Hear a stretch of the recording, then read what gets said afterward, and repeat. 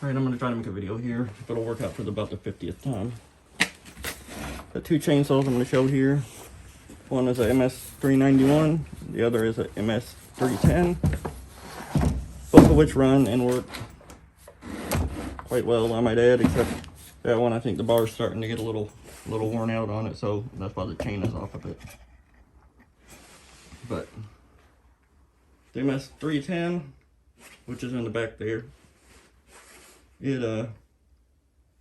has a 20-inch bar. Well, I think that has a 20-inch bar in the back, and this one has a 22. Alrighty, see that 310. Well, they both have 3/8 inch chain. They're both oil-o-matic. One's got a 59 cc engine, the other's got a 64.1, or 64.1 is 3.9 cubic inches, and the 59 cc is 3.6 cubic inches. They both hold around 18 to 20 ounces of fuel.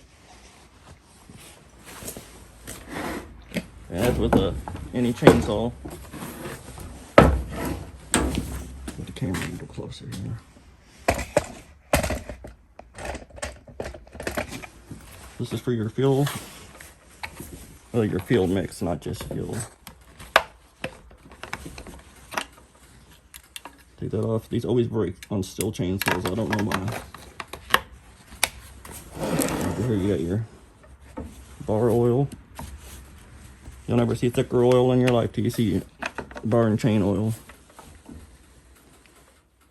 I didn't grease it all the time anyways. I may as well show you how thick this stuff is. Hold on here. It's really, really, really tacky.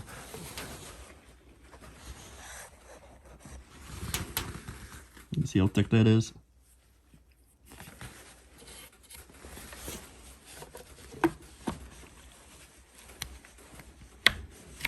Alrighty.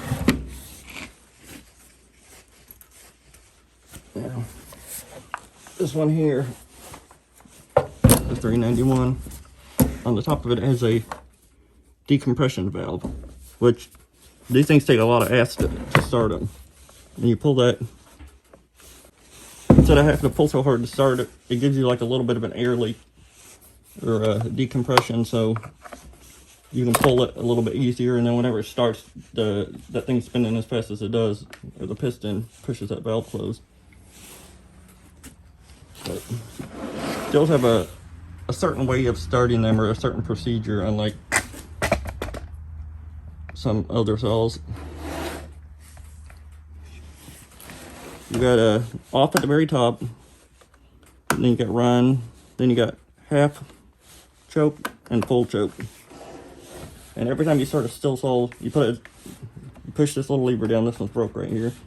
Pull this up, push it to the very bottom, which is full choke. You'll pull the cord until it starts. It'll start, rev, then it'll die, and then you pull it up one notch to half choke. Pull it and start it, and then you just squeeze the throttle, and it'll rev up and back down, and then it'll just stay running. Which I will demonstrate for the third time now. Right here, I just got to make sure this time I actually get it in the camera.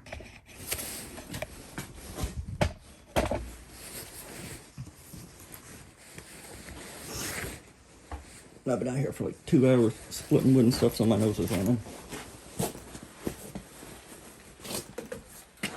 Let me make sure here this is going to be in the camera, all right? Yeah.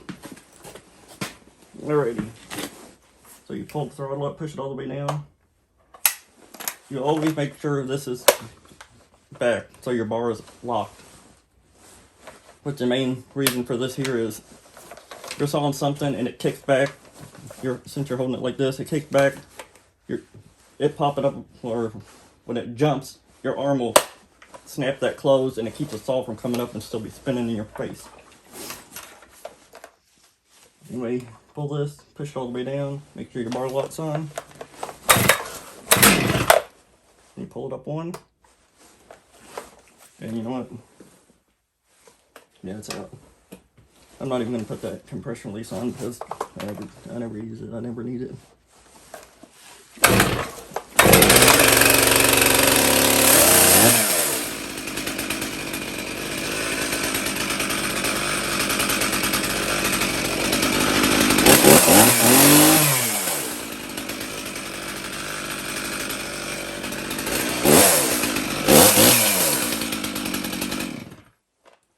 That's that one.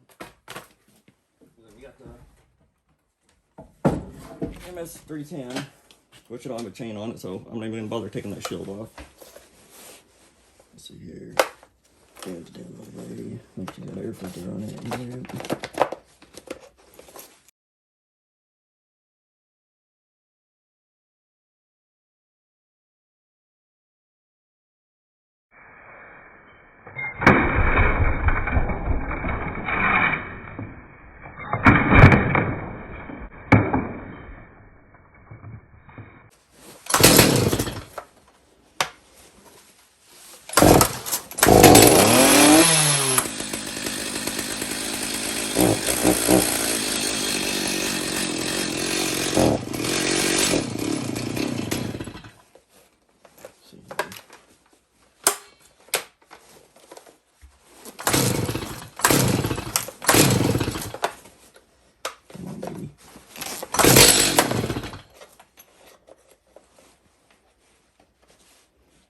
I think this saw was like $800. That one there is like probably, no, this is probably like 700 and something. That one there was like 900. I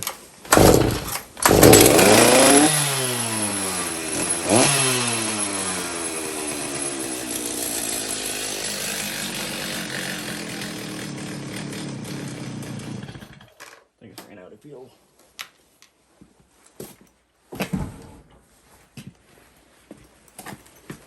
But anyway, this MS391 will cut some damn wood.